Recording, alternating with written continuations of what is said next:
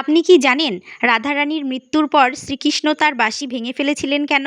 পৌরাণিক কাহিনী অনুসারে শ্রীকৃষ্ণ রাধারানীকে বৃন্দাবনে একা রেখে আসার সময় বলেছিলেন তিনি কিছুদিনের মধ্যেই ফিরে আসবেন। রাধারানী বলেছিলেন যদিও শ্রীকৃষ্ণ তার থেকে দূরে চলে যাচ্ছে, তবুও শ্রীকৃষ্ণ তার হৃদয়ে সর্বদাই থেকে যাবেন।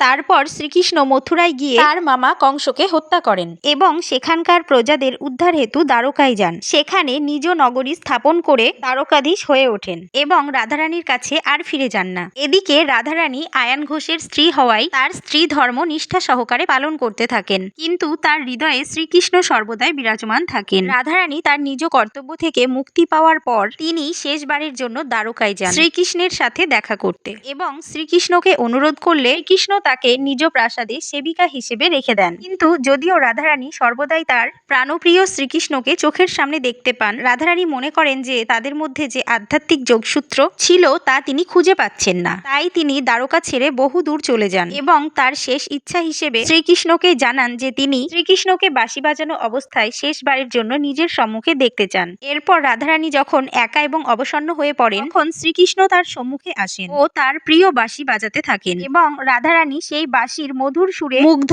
ও তৃপ্ত হয়ে দেহত্যাগ করেন। তখন শ্রীকৃষ্ণ তার প্রিয় রাধারানীকে হারানোর দুঃখে এবং তাদের প্রেমের প্রতীক হিসেবে তার অতি প্রিয় বাঁশি ভেঙে ফেলেন। জয় শ্রী রাধাকৃষ্ণ।